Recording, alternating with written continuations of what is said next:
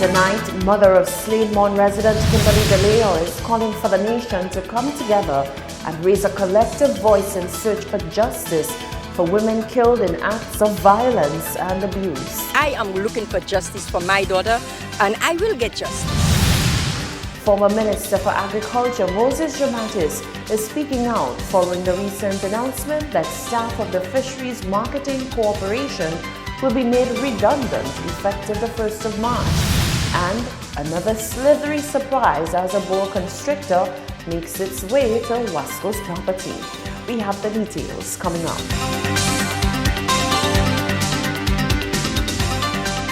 This is the Hot 7 Nightly News with Lovelace and Amy Joseph.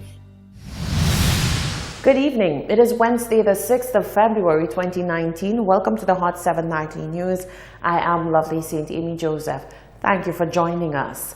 The mother of the woman who was shot inside her home is calling for the nation to come together and raise a collective voice in search of justice for women killed in acts of violence and abuse. She says she's not going to rest until she gets justice for her daughter, Kimberly DeLeo.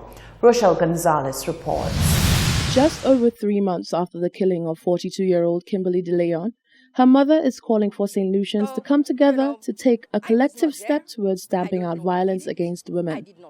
Mary Williams said she is trying her best to hold on despite her circumstances of mourning the death of her daughter. A march was scheduled to take place last week in honor of the late DeLeo. However, this was postponed due to insufficient clearance with the police. Williams said while she is appreciative of the support she has gotten thus far, more people need to join the fight to end this level of violence. My signature alone will not help. I have to have the support of the public, the support of families who have been through that kind of situation. Do you think you've been getting enough support from the public? Well, I would say yes and no. I mean, I appreciate the matches. I was in Florida when the matches were held, so I was not able to participate, and I thank them for doing it. But we have to do this collectively. We have to come out here and we have to get these signatures on paper so that we can make the move. Until we do that, it's not going to go anywhere. Williams made a plea to the police asking them to allow the people of St. Lucia to voice their concerns through marches and protests. I think it's a forum for people to voice their opinion and their concern, not only about my daughter's case, but the rising of the women being abused, being murdered, and you had nothing.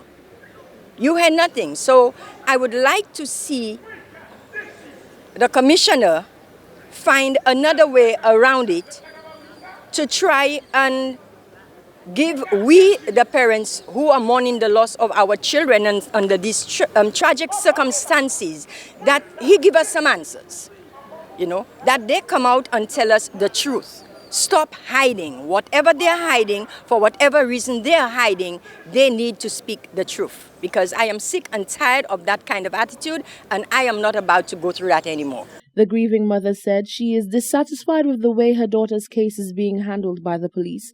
However, she has no plans on relenting until she sees positive results coming through. I'm not happy with the way it's been handled. I am being told many different stories. I am not really getting the truth. And, even when I try to speak to the authority, about it, I'm getting the runaround, and I don't appreciate it. So I have to get up and make the move to speak with them. However, I don't care. I'm going to do what I have to do and do it for my daughter. My daughter lost her life in such tragic circumstances, and I put everything in the United States behind my back for me to be here, for me to fight for justice for my daughter. Kimberly DeLeo was killed, according to official reports, by a single gunshot wound to the head on the night of October 29, 2018. Reporting for Hot 7 News, I am Rochelle Gonzalez. While the Kimberly DeLeo murder case remains ongoing, the guardianship of her 2 young children is also questionable, as their maternal grandmother is vowing to play a major role in their lives. Currently, the children have been placed in the care of their maternal aunt. Amidst the chaos following the violent death of 42-year-old Kimberly DeLeon on the night of October the 29th, the welfare of two other victims of the crime still hang in the balance. They are the 9- and 5-year-old children of the deceased. While speaking to Hot 7 News on Wednesday morning, DeLeon's mother, Mary Williams, said in her absence, the children were placed in the care of a relative. But now that she is in the picture, she is working towards changing the ruling. They are not with me because when I was in Florida, Human Services awarded the children to my niece, which I didn't have a problem with at the time because then among all my family members, I think she was about the better one to have them then until I get here. But now that I am here, it's a different kettle of fish. It's a different kettle of fish. I mean, I wouldn't go into it. I am handling the matter, and I think I am handling it in a very good way. And all this will come to an end. Williams is a U.S. resident. However, she said she will remain on island for as long as it takes to get justice for her daughter, even if it takes a decade. During that time, and from then on, she wishes to become the main guardian of her grandchildren. I'll be right there beside them. I am the voice. The mother is not here. I am the voice for them, and I will fight to make sure that they too get justice for what happened to the mother. As it stands, there is also a small window of opportunity for the two children to be placed in the custody of their father, who is still legally married to DeLeon, but remains a person of interest in the case. Reporting for Hot 7 News, I'm Rochelle Gonzalez. Former Minister for Agriculture Moses Jabatis is speaking out following the announcement that staff of the Fish Marketing Corporation will be made redundant effective the 1st of March. Jabatis says that this move and other moves made by the Alan Chastney-led administration borders on tyranny. Solange Alfred reports. As staff of the Fish Marketing Cooperative come to grips with the revelation that their positions will soon be made redundant, former Agriculture Minister Moses Jabatis highlighted that this move endorsed by the current administration is one that the public may be all too familiar with. According to Jean-Baptiste, there are clear similarities between the closure of the Fish Marketing Cooperative and that of Radio St. Lucia, which formally closed its doors on July 31, 2017, due to financial losses. I await the government's decision on the future of the Fish Marketing Corporation. We are very concerned about the workers. We are very concerned about the fishers themselves. And it is very clear that the government continues this notion that because something is local, the Radio St. Lucia, just close it down, the Fish Marketing Corporation, Marketing Board.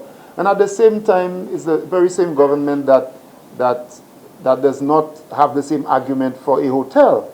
And it's easy to allow this hotel to have access to $24 million. It is very easy for the same government to waste away millions of dollars in other deals. He says that although the corporation is said to be bleeding cash, a large number of people benefit, and therefore government intervention is necessary to create a tactical plan that looks to keep the organization afloat. Governments must make strategic interventions to support industries that cater to a wide section of the population, to protect livelihoods and to ensure that there is sustainability. Even though when you calculate the bottom line, you may think that yes, you're not making a profit, but the wider impact of the Fish Marketing Corporation, the wider impact of the Marketing Board cannot be ignored.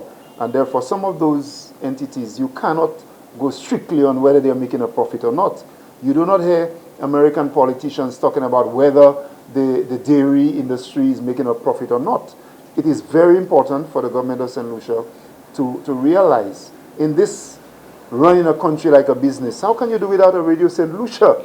This is crazy. Jean-Baptiste went on to add that the St. Lucia Labour Party has held the position that a more strengthened approach to bolstering the livelihood of the fishers remains the way forward. We continue to say that the workers, the fishers who sell fish to the Fish Marketing Corporation need to be protected, and we await what the government will do. Jean-Baptiste added that a close look at other countries shows a high level of support given to organizations and initiatives geared towards sustainability, zero hunger missions, and strengthening farmers and fishers. He says this is something that St. Lucia should look to mimic, rather than giving up on viable projects. Reporting for Hot 7 News, I am Solange Alfred. Leader of the opposition, Philip J. Pierre, is vowing that under his leadership, he will restore the much-needed value to the island's governance. A prime minister, he says, needs to lead by example. Rochelle Gonzalez reports. Leader of the opposition, Philip J. Pierre, is once again questioning the leadership quality of the island's Prime Minister, Alan Chastanet, saying that he lacks the value needed to run the country. Pierre highlighted a number of instances which he said proved his point that the PM has no political morality which is owed to the people of St. Lucia. He said whilst the PM has broken no laws, many of his actions and utterances have exhibited a need for a better quality of governance. Leaders ought to lead by example. Now, when a prime minister says, I do not listen, I let the jackasses bray, is he setting the right example? Is he setting the proper tone? When a minister says, you just start to cry, for that to cry, you just start to cry, is that the right tone? When another minister says that 90% of the people were not fired, but their contracts were not renewed because they were Labour Party supporters, is that setting the correct tone for a country? How can you legislate against that? How can you do it? There is absolutely no way you can have any legislation or any constitution that will stop a prime minister from saying, let the jackasses bray or let dogs bark. So what you need is a higher quality of behavior from the people, and the electorate must look at that. The quality of behavior or the quality of person that is elected into office. When asked about instances of nepotism where members of the government have allegedly offered major contracts to family members and friends, Pierre said this is the behavior which adds to his argument that the government has little to no political morality. Unfortunately, he said, one cannot legislate for all types of bad behavior. What I'm going to show you is our party will bring back that level of value to make the people of the country understand that politics doesn't have to be horse trading and cut and thrust and what you can get and what I can give you.